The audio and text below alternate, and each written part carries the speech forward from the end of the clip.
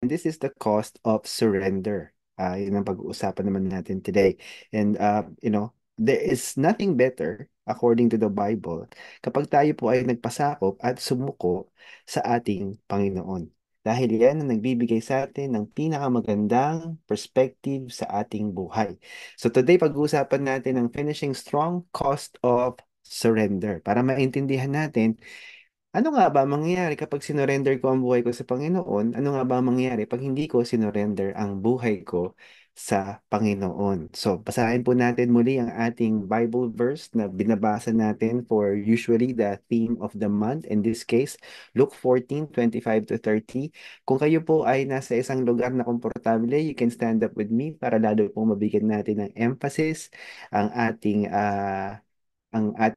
napaka-importanting holy reverence. Kaya nga ito po yung nagbibigay sa atin ng kapangyarihan sa ating Panginoon when we worship Him and when we read the Bible. This is very, very important. So if you can stand with me, tayo po ay tumayo. Kung di man, that's absolutely fine. Sabi po dyan, a large crowd was following Jesus. He turned around and said to them, if you want to be my disciple, you must by comparison hate everyone else, your father and mother, wife and children, brothers and sisters, yes, even your own life. Otherwise, you cannot be my disciple. And if you do not carry your own cross and follow me, you cannot be my disciple. But don't begin until you count the cost. For who would begin construction of a building without first calculating the cost to see if there is enough money to finish it? Otherwise, you might complete only the foundation before running out of money, and then everyone would laugh at you. They would say, there's the person who started that building and couldn't afford to finish it. So bago po tayo magpatuloy, tayo po ay manatili sa ating presensya ng Panginoon at manalangin po tayo. Panginoon, kayo po ang magpala sa amin sa araw na ito. Bigyan niyo po kami, Panginoon, ng focus. Hayaan niyo po, Panginoon, na ang atensyon namin ay mabuhos namin sa iyo. Isang tabi namin, Panginoon, ang lahat ng agam-agam namin, ang lahat ng pagdududa, lahat ng maaring maging hadlang para maunawaan namin ang iyong salita. At syempre, Panginoon, bigyan niyo po kami ng talas ng pang-alala at syempre karunungan na maunawaan namin at ito ay maipamuhay namin. Dahil sabi niyo nga po, Panginoon, sa iyong salita in the book of James, chapter 1, do not merely listen to the word and so deceive yourself. You must obey it. So napaka-importante po na turuan niyo po kami, igawad niyo po sa amin, Panginoon, ang tamang pag-apply ng aming mapag-aaralan, mapapainggan mula sa iyo sa araw na ito. Ang hiling ko po, Panginoon, ikaw ang maitaas, mabigyan ng gloria sa bawat tahanan, Panginoon, ng taong nanonood, Lord God, sa programang ito. Dalangin ko po, pakibisita niyo po yung mga tahanan na yan, whether they're watching live today via streaming, Lord God, sa Zoom, o di kaya, Panginoon, if they will watch this eventually on demand. I pray, pakivisit niyo po yung mga tahanan. Hayaan niyo po, Panginoon, na maranasan nila ang inyong pag-ibig, ang inyong kapayapaan at ang inyong kagalakan.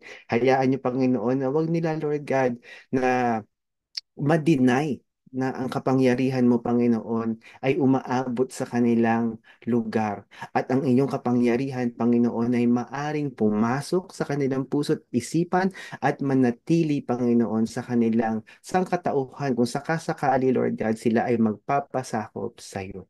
Hayaan niyo po, Panginoon, na kami ay makaunawa, Panginoon, ng mga bagay-bagay sa buhay namin na mali upang ito ay maituwid namin at lahat po, Panginoon, ng mga bagay-bagay sa buhay namin na tama, may pagpatuloy po namin. At lahat po, Panginoon, ng pinarada namin, na nakalagtaan namin o nakalimutan namin, let it be remembered, Lord God, today so that we may do, Lord God, those things na kailangan na natin gawin. Let procrastination, Lord God, be eliminated in our midst and let there be excellence, Panginoon, in the way that we read, meditate, ponder, and apply your word. In Jesus' name, amen.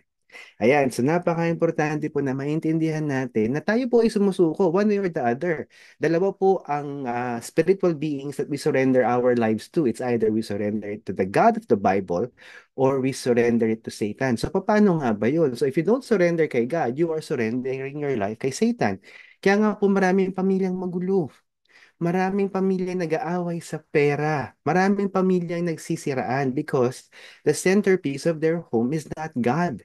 The centerpiece of their home is the culture of the world. So ang nangyayari po, imbis na sila ay magsanib puwersa dahil sila ay nagpapasakop sa Panginoon, sila ay nagbabangayan, sila ay nagtatalo, sila ay nagmamataas sa bawat isa, sila ay nagkakaroon ng kompetensya na imbis na maging kompleto sila, they compete with each other, 'di ba? Pataasan sila ika nga ng ano no ng ilong o ng uso, 'di ba? They want to up each other, 'di ba? In a way. So ginagawa nila everything in their power para sila ay magmukhang mayaman at mas magmukhang successful. That's not the design of God. Kaya nga po, if we want to finish strong our lives, mas marapat po na ang buhay natin mapayapa doon sa pamilya natin. Na kahit let's say, binabatikos nila tayo kahit sila ay matigas laban sa ating pananampalataya, patuloy tayo nagmamahal sa kanila. Sabi nga po ng Biblia, di ba? Di naman natin sinasabing kaaway natin sila, pero mahalin daw natin ang ating kaaway. Ipanalangin natin lahat ng kumukutya sa atin kasi yun ang kalakaran ng Panginoon. At kapag nagpasakop ka sa Diyos, madali yun para sa iyong gawin. Hindi siya mahirap kasi walang issue ng pride, walang issue na who is right or who is wrong. Ang issue dito is I am going to love them because that is the right thing to do dahil inutos po yun ng Panginoon. Isipin niyo na lang po kung sakasakali ang buhay natin, wala tayong kaaway, so kahit inaaway tayo, hindi na natin problema ang pakikipag-away nila sa atin. Kaya nga po sabi ni Apostle Paul sa the Church of Rome, sa Romans 12, verse 1, New International Version, basahin po natin sabay-sabay. Therefore, I urge you, brothers and sisters, in view of God's mercy, to offer your bodies as living sacrifice, holy and pleasing to God. This is your true and proper worship. Totoo po kasi yan eh. Imagine niyo ang pinag-uusapan po dito, lahat ng faculties, yung body na dinidescribe ni Apostle Paul. Kasama rito yung isipan natin, yung pananalita natin, yung lingwahe natin, yung ating behavior, yung ating decision-making filter. So lahat po ng pagkatao natin ay magandang suko sa Panginoon dahil yun po ang magbibigay sa atin ng bagong anyo. Kaya nga po kapag tayo ay nagpasakop sa Panginoon, maaring mahirap sa umpisa sa mga tao na struggle because they have been used to obeying their own lives. They have been used to in control of their own lives. Now, ibibigay nila yung control sa Panginoon, maaring adjustment yan. Pero ito po ang nagbibigay sa atin ng pagsamba, tamang pamumuhay sa presensya ng Panginoon. So what happens to you? You change. You change at ikaw ay nagiging parang si Kristo.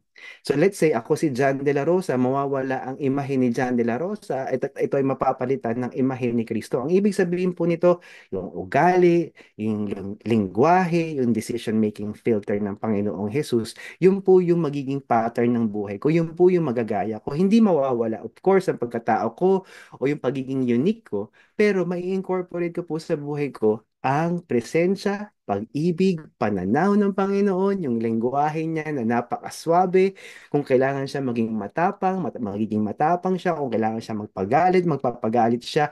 Ngunit ang kanyang lengguwahe ay nagdadala ng pagbubuklod ng mga pamilyang magkahiwalay-hiwalay, yung mga tao na kailangan ng kagalingan sa anumang karamdaman na meron sila, na bibit-bit natin yun. Kaya nga po isipin natin, pag tayo po ba ay pumunta sa isang tahanan, bit-bit po ba natin ang kapayapaan na nararanasan ng mga tao sa ating kapaligiran?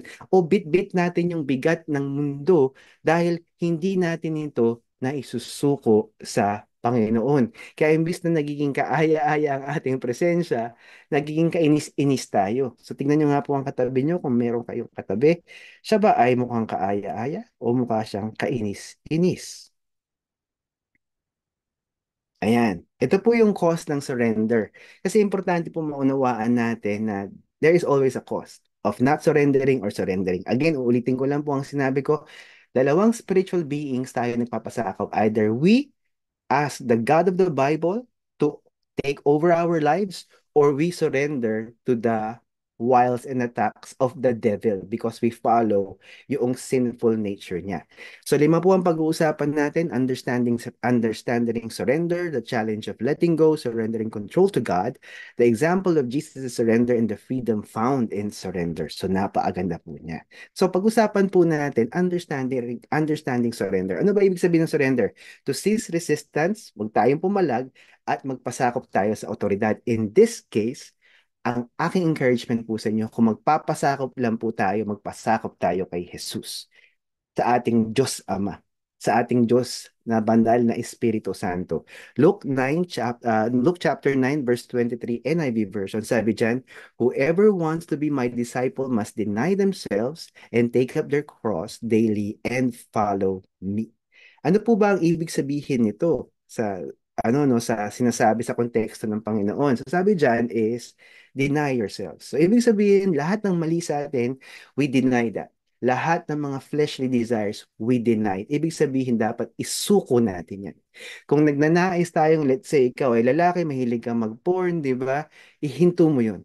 Magpasakop ka. Kung ang profession mo, let's say, ay makamundong profesyon na makasalanan, let's say, ikaw ay nagdi-deal ng droga, o di kaya ikaw ay nang i-scam, ihinto mo yun. Kung ikaw ay prostitute, ihinto mo yun. Huwag kang maging parte ng ganong klaseng sistema na na na na nagmamanipulate ng kanilang mga kapaligiran, yung community nila, di ba? So yun po yung sinasabi ng Panginoon. At ang sinasabi dyan, take up your cross daily. This message was delivered to the disciples. So ang mga disipulo po ay nakatanggap kay Jesus bilang Diyos at tagapagligtas. So ang ibig sabihin po nito, kung ikaw ay hindi pa nakakatanggap kay Jesus bilang Diyos at tagapagligtas, this command is not really applicable for you at this stage. Ang sinasabi lang eventually is if you decide to receive me as Lord and Savior and you decide to be my disciple, then this is what you need to do. Ano nga ba yung cross? Ang cross kasi, during this time na sinabi ni Jesus Christ, it represents hardships. It represents somebody who is going to be dead because they are going to be crucified on the cross because sila ay mga kriminal ng mga panahon na yon and they are going to die the the the death sentence of the Roman Empire na pinaka humiliating because nandun ka in full view of a lot of people and they know that ang krimen mo ay napakakarumal-dumal. So sinasabi ng Panginoon dito, when you carry your cross, you are ready to die to yourself. Give up yourself to the Lord. At pag sinuko mo ang sarili mo sa Panginoon, you give up everything. You give up fear, you give up hopelessness, di ba? You give up doubt, mawawala yung mali siya sa katawan mo, mawawala yung pagnanasa mo, let's say kung chismoso o chismosa ka, mawawala yung pagnanasa mo na magpakitang gilas o iangat ang kalidad ng buhay mo pero hindi mo inaangat ang kalidad ng moralidad mo. So those things will be removed in your system. And what happens is when you surrender to the Lord, everything that is sinful sa ating buhay, everything that is wrong, everything that causes friction, ito po yung mga bagay-bagay na ginagawa natin na napapaaway tayo o napapasama ang ating relasyon dahil pinagpipilitan natin ang gusto natin, mawawala ang mga bagay na yon dahil ang ating pinaka namumuno na ng motibo ay magmahal. Mahalin ang kapwa natin, mahalin ang kaaway natin, yakapin natin ang kapangyarihan ng Panginoon. Imagine nyo na lang po kung lahat ng tao sa mundong ito, mahal ninyo. Yung mahal na ayon sa Biblia, yung love na agape level.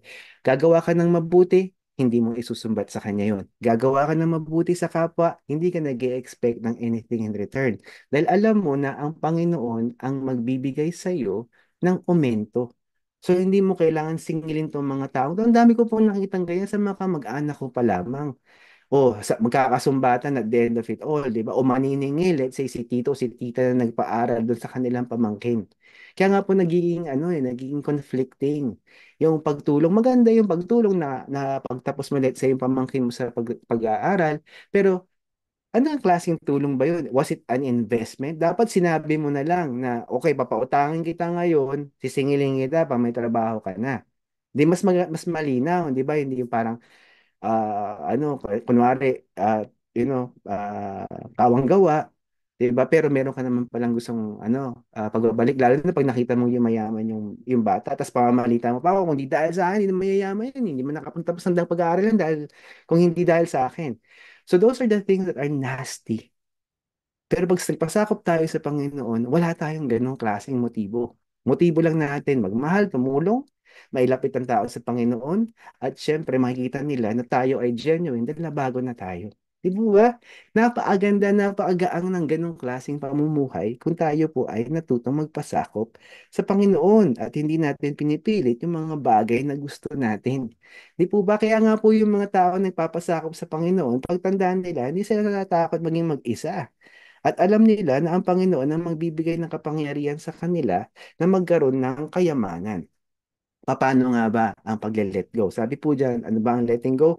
Releasing control or attachment. So sabi dyan sa Philippians chapter 3, verse 7 to 8, NIV version, read with me while you are on mute sa Zoom or you are joining us sa mga watch party sa mga bahay, sa mga daughter churches natin internationally. Sabi dyan, but whatever were gains to me, I now consider loss for the sake of Christ. Ang nangyayari po kasi kay Apostle Paul, siya po ay persecutor ng mga Kristiyano. So siya ay considered to be a murderer dahil naandun siya at siya ay nagbigay ng utos na imartir o patayin si Stephen. At nung nakita niya na mali ang kanyang ginagawa, natauhan siya, siya po ay bumalik sa Panginoon. Nagpasakop sa Diyos, tinanggap si Jesus bilang Diyos at tagapagligtas at nilet go niya ang kanyang buhay. So dati siyang Pharisee, sikat siya, siya ay may kaya, siya ay nirerespeto ng mga Jewish believers and Jewish authorities around him, pero sinuko niya lahat yon for the truth of living according to the Word of God. Kaya nga sabi niya, nung araw, tingin ko, nakakabuti sa akin to, ngayon hindi na. Parang isang taong ambisyoso. Wala namang masama sa ambisyoso ka. Pero kung namumuhay ka para magkaroon ng bahay at lupa, para magkaroon ng magarang sasakyan, para maging maganda ang trabaho mo, para meron kang magandang relo, syempre, yung mga bagay na yun, kapag nilapat natin sa mas importanteng bagay, walang kwenta. Katulad ng sinabi ni Apostle Paul, everything is a loss. Ano ngayon kung maganda, kung naka-Rolex ka? Ano ngayon kung ikaw ay naka-Camry na Toyota o di kaya naka-Mercedes-Benz? Ano ngayon kung ang bahay at lupa mo may swimming pool? Would that actually lead you towards a better life? Mas rerespetuhin ka ba ng mga tao sa kapaligiran mo? Mas mamahalin ka ba truly ng mga taong tinulungan mo? Sabi nga ng Panginoon, what profit a man if he gains the whole world and yet loses his soul? What happens to you? Madadala mo ba yan sa kabilang buhay? Lahat ng ginugol mo dito sa mundong ito, kahit yung damit na suot mo ngayon, pag namatay ka, iiwan mo lahat yan. Ang madadala mo sa kabilang buhay ay ang iyong pagpapasakop, pagsuko at paninilbihan sa Panginoon. Lahat ng mga gandang bagay na ginawa mo para sa gloria ng Diyos, meron kang kalakip na pagpapala kapag ikaw ay nasa kabilang buhay na bukod sa buhay na walang hanggan dahil tinanggap mo si Jesus bilang Diyos at tagapagligtas. Ngunit kung titingnan po natin ang ating mundo, ano ang pinagkakaabalahan mo? Titulo? Ang pinagkakaabalahan mo? Magandang bahay, mataas na sahod? Ang pinagkakaabalahan mo para meron kang iyabang? Meron kang iPhone para iyabang mo siya o gamitin mo para sa glory ng Panginoon? 'Di ba may maggara kang damit para masabi mo that you have made it? Lahat ng mga bagay na yan, wala pong kwenta yan. Iiwan mo lahat yan sa mundong ito. Lahat ng pinagpagalan mo at kung hindi mo alam, pag iniwan mo lahat ng mga bagay na yan, yung tatanggap ba o magiging tagapagmana niyan, aalagaan ba yan? O wawaldasin niya lahat ng pinaghirapan mo. Pinagpagalan mo ng 20, 30, 40 years. At sa isang iglap, nawala ka, iniwan mo siya. And when you go to heaven, if you receive Christ as Lord and Savior, you don't have any rewards for that. Because you live a life na selfish, na hindi mo sinuko sa Panginoon. Kaya nga po mas costly kapag hindi ka naging surrendering sa Lord. Next po, usapan natin. Surrendering control kay Lord. Marami po akong kilala mga tao, they like to control their lives. So ano raw yan? Control the power to influence or direct behavior or events. Proverbs 3, 5 and 6, NIV version. Sabi dyan, trust in the Lord with all your heart and lean not on your own understanding. In all your ways submit to Him and He will make your path straight. Sino po ang nagsabi niyan? King Solomon. Arguably the most brilliant, the wisest person during his time or even for all time. Kaya nga siya yung GOAT, no? Greatest of all time. Siya yung pinaka-wisest. Anong sabi niya? Ang ganda ng payo niya. Siya ang pinakamatalino. Siya ang pinakamayaman na tao nung panahon na yon. Anong sabi niya? Hindi ko hahayaan ang puso ko ang magdikta ng buhay ko. Magtitiwala ako sa Panginoon dahil ang puso, pwede ako malinilang ng puso ko. Pag naging emotional ako, maaari akong madiskaril. Pag naging emotional ako, maaring marami akong maling masabi o maling magawa o maling madesisyonan. Kaya kailangan ko magtiwala sa Panginoon. Sabi niya, sinantabi niya yung yaman.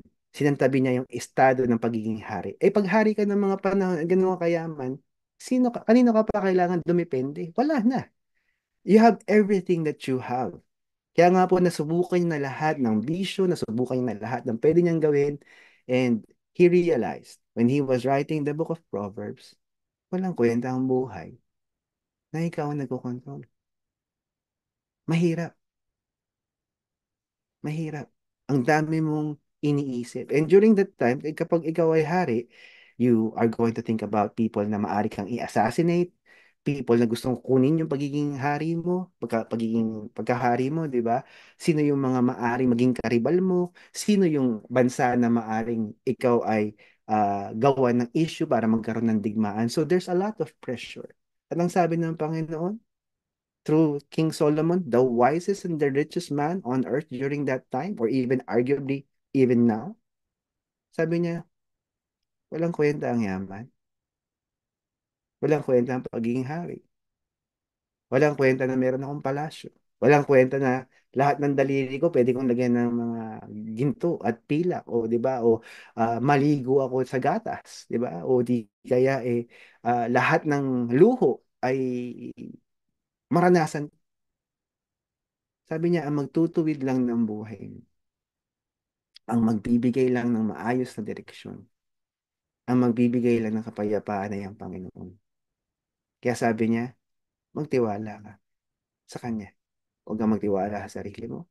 Huwag kang magtiwala sa ibang tao. Huwag mong tangiin yung celebrity na mayroon siyang malaking TikTok account o mataas ang kanyang Instagram followers. Anong sabi niya? Kung may pagtitiwalaan ka, hindi yung iniidolo mo, hindi yung mga sikat na manunulat sa mundong ito, hindi yung mga philosophers or ideologues, o hindi yung mga mayayaman na tao. Kanina raw magtitiwala sa Diyos. At anong gagawin niya? Itutuwid niya ang buhay mo. Grabe. At nanggaling po yan kay King Solomon. Remember, hindi naman niya kailangan sabihin yan eh. Hindi naman niya kailangan isulat yan. Pero bakit niya ginawa? Kasi naiintindihan niya na mas mahirap ipilit ang gusto mo kahit ikaw ay makapangyarihan at mayaman. Si Jesus po ay nagpasakop sa Diyos Ama. Siya ay nagsilbing ehemplo. Example, anong sabi dyan? A person or thing regarded as worthy of imitation. Kaya nga po, ang sabi ng Panginoon, be like me. Diba? So sabi niya sa Matthew 26:39, nandito po siya sa Garden of Gethsemane. He was praying before his eventual crucifixion. From the New International Version, read with me. My Father, if it's possible, may this cup be taken from me, yet not as I will, but as you will. Tatlong beses niya po hiniling yan. So alam po natin, by that, sabi po ng Biblia, when something is emphasized three times, there is a deep sense of importance nung point na yon. Napaka-importante na nauunawaan natin dito na talagang Panginoong Jesus, He was in anguish. Okay? He was in anguish because there will be a time habang siya ay sa krus ng Kalbaryo, tatalikod ng Panginoong Ama sa kanya. Dahil i-absorb niya lahat ng kasalanan ng mundo. Kaya kailangan niyang i-absorb ang lahat ng kasalanan ng mundo because He is the Lamb who will be slain. Siya nga yung ano natin, kordero ng buhay, di ba? So, He is the sacrifice for all of our sins. So, for even a moment, mawawala ang kanyang connection kay God the Father. Doon siya nagkaroon ng malalim na pain and anguish kasi ayaw niya nun. Pero kailangan niyang gawin. At kahit ayaw niyang gawin, sinunod niya. Maraming papagawa sa atin ng Panginoon na ayaw natin kasi hindi siya komportable, kasi mahirap siya. Pero pag ginaya natin si Jesus, meron siyang magandang outcome. Yung end result niya, hindi lamang tayo makikinabang kung hindi yung mga tao sa kapaligiran natin. At kung tama ang pamumuhay natin, even the generations long after we are dead, maybe the third, fourth, fifth generation, parang mga binabasa natin, ako personally, when I read the story of Corrie ten Boom, when I read the story, or let's say, ni Apostle Paul, they are long dead, but they are still remembered. Diba? Not because of who they are, but because of what they have done to glorify God. History cannot erase ang kanilang contribution pagdating sa pananampalataya ng bawat Kristiyano sa panahong ito. Why? Because they follow Jesus's example of surrender. Why? Because they understood that finishing strong in this life means paying the cost of surrender. At syempre, ang huli po, meron pong kalayaan. Sobra ang kalayaan kapag ikaw ay nagpasakop sa Panginoon. Ano raw ang freedom? The state of being free from controlled or oppressive restrictions. 2 Corinthians 3:17, New International Version. Sabi po dito, basahin natin sabay-sabay. Now, the Lord is the Spirit, and where the Spirit of the Lord is, there is freedom. Hallelujah. This is awesome. So ano raw yan? When you sin, there is the restriction na dinadala ng guilt sa buhay mo. So paano naging restrictive? Let's say ikaw meron kang tawag dito, meron kang ginawan ng betrayal. Ngayon, kailangan mong itago yung betrayal mo. Kasi pag sinabi mo yung betrayal mo doon sa tao na you betrayed, magkakaroon kayo ng lamat sa relasyon.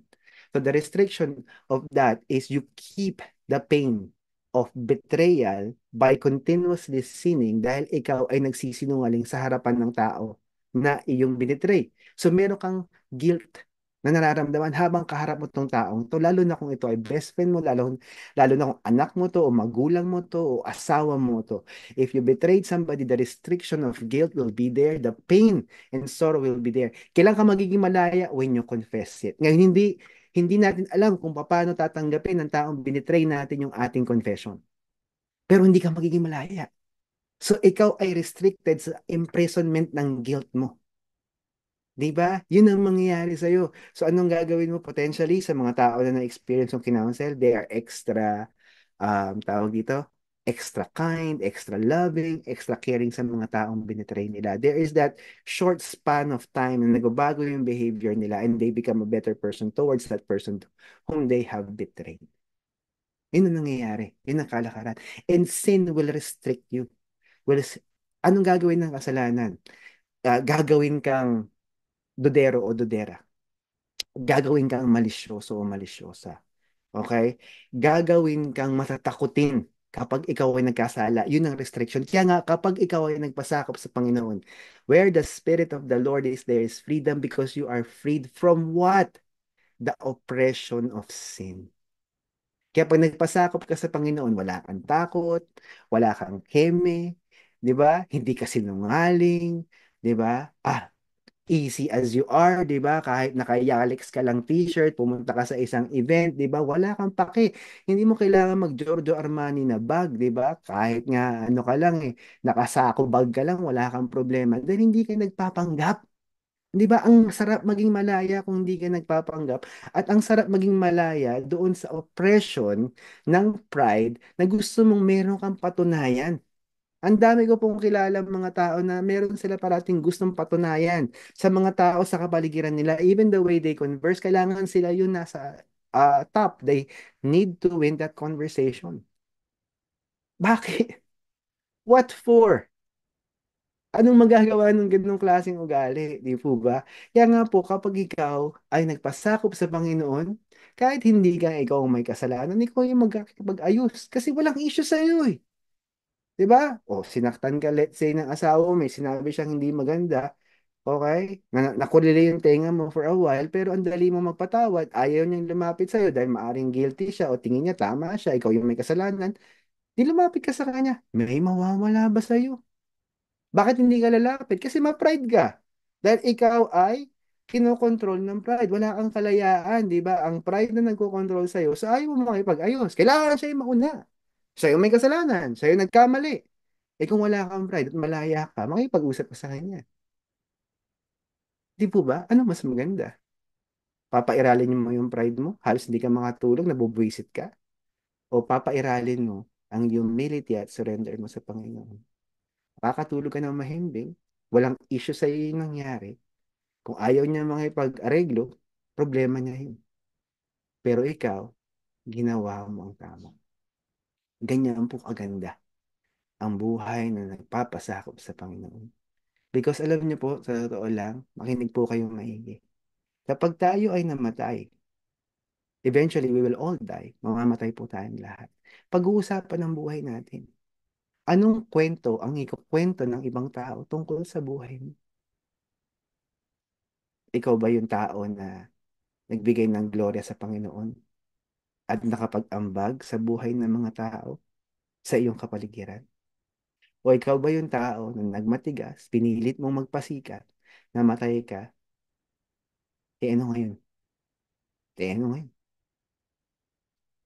Sino yung bibisita sa iyong burol?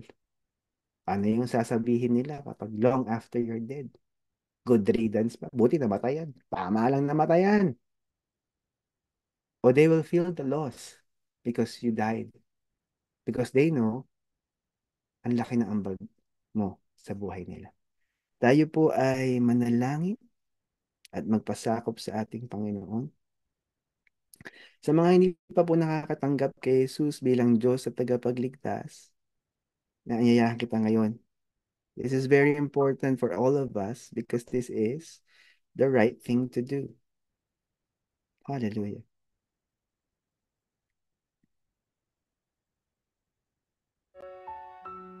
Hallelujah.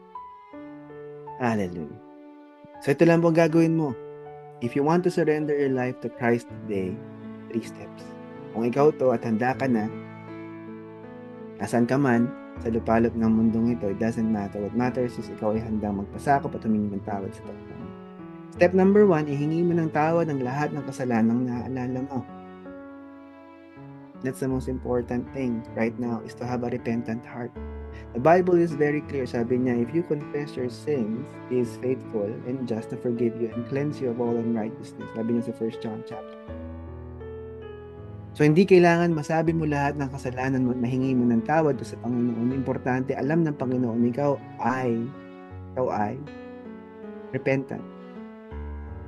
Alam ng Panginoon na handa mong talikuran lahat ng kasalanan. Ikalawang step, habang ikaw ay nanalangin sa iyong isipan, pasalamat ka kay Jesus. Siya yung kordero na nating buhay. He is the Lamb who was slain. He is our Lord and Savior. And He is, hallelujah, the one who died on the cross for you. Para tayo ay magkaroon ng buhay na walang hanggan. At para tayo ay magkaroon ng buhay na makamanghan. Ito po ang pinaka-importanting step. Step number 3, kailangan niyo pong ulitin ang panalangin ito. Gayahin niyo po ang aking mga katagang bibigkas. Kailangan po, sasabihin niyo siya enough para marinig niyo ang panalangin ito. It should be verbalized because the Bible says, if you believe that, God died on the cross for you and He was raised, and you confess it with your mouth, that Jesus is Lord, then you will be saved. So repeat after me this prayer. Panginoong Jesus, ako po ay nagpapasakop sa iyo. Ako po ay sumusuko at inaanyayahan po kita na maging Diyos at tagapagligtas ng aking buhay. Ikaw po ang maghari. Sakupin niyo po ako. Ito po ang dalangin ko. Amen. Pwede kang tumilat ng dalian. Kung ikaw ay nalangin mula sa puso, ikaw ay magkakaroon ng pagbabago. Pagbabago ay immediate, madalian. Makikita mo, mararanasan mo. At kung ikaw ay may ebidensya ng pagbabago, ikaw ay ligtas na.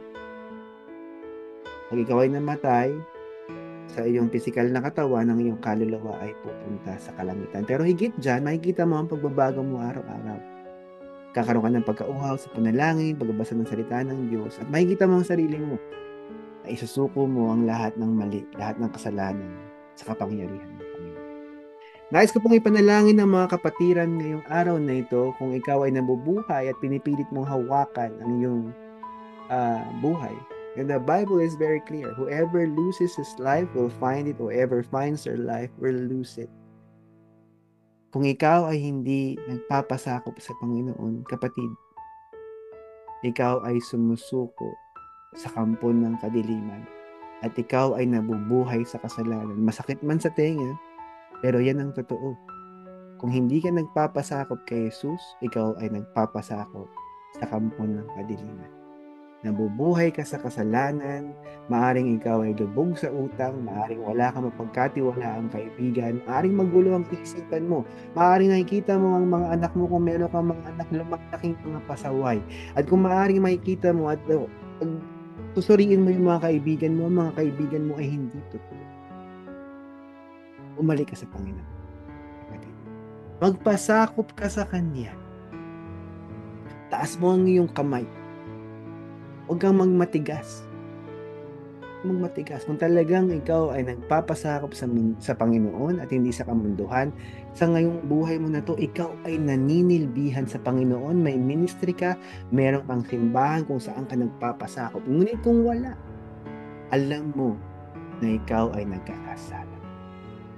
Isuko mo ito ngayon sa Panginoon, itaas mo ang kamay mo, kung meron kang kamay, kung gusto mo itaas ang dalawa mong kamay, as a sign of surrender, do it right now. And there's nothing wrong with that. At sa pagpataas mo ng kamay, sa pagsuko mo sa Kanya, kung ito ay bukal sa iyong puso, mararanasan mo ang presensya ng Panginoon. Mararanasan mo ang init ng Kanyang pag-ibig. Mararanasan mo na tinatanggal niya ang bigat sa iyong dibdib. Tinatanggal niya ang agam-agam sa iyong isipan. At higit dyan, pinapaalala niya sa iyo. Ikaw ay anak niya at walang nagbago kung saan kanya tinawag at hindi niya binawi ang mga bagay na ikinawag niya sa iyo. The Bible is very clear. Calling that you have and the gifts that God has given you is irrevocable. Believe in that today. Believe in that. Baba mo na yung mga kamay. Panginoon, nakita niyo po ang mga anak niyo na nanunumbalik sa iyong poder, sa iyong authority. And they have, Lord God, decided to submit themselves back to you. So in the mighty name of Jesus, take them. In the mighty name of Jesus, kayo po, Panginoon, ang mag-deliver sa kanila at mag-heal. At right now, Heavenly Father, if there is any, Panginoon, demon possession, we cast out, Lord God, by the name of Jesus, through the power of the cross, any demon possession. In Jesus' name. In Jesus' name. In Jesus' name. All the devil flee. The children of the Lord needing deliverance. Hallelujah. At sa mga kapatiran ko, na patuloy na nagiging tapat sa Panginoon. Father, I pray in the mighty name of Jesus, igawan niyo po sa kanila ang kapangyarihan, igawan niyo po sa kanila ang pagpapala, at hayaan niyo, Panginoong Ama, na mabuhay sila ayon sa kalooban mo, hanggat sila ay, Lord God, kunin mo. Sa ngalan ni Jesus. Amen. Sa mga kasama po natin dun sa streaming services natin, we encourage you to pop a message if you receive Christ as Lord and Savior today. Or if you are a Christian looking for a church that you would like to belong to, you're more than willing to, we are more than willing to bring you in. Be part of the church natin, ang SNJ or Salvation in the Name of Jesus Christian Ministries Inc. At patuloy niyo pong i-share, i-like po, i-subscribe kung hindi niyo po nagagawa ang ating mga social media platforms. At kung kayo po ay nakinabang sa mensahe ng Panginoon ngayong araw na to sa buhay niyo, I would do encourage you, please do share it with the people closest to you. Kung sila man ay kapatiran o sila pa ay nakakilala sa Panginoon, have the boldness, and as you surrender kay Lord, magiging madali din lang po para sa inyo ang mag-invite. So God bless you and keep you until we see each other next Sunday. May the Lord give you the strength to surrender and finish strong. Goodbye for now.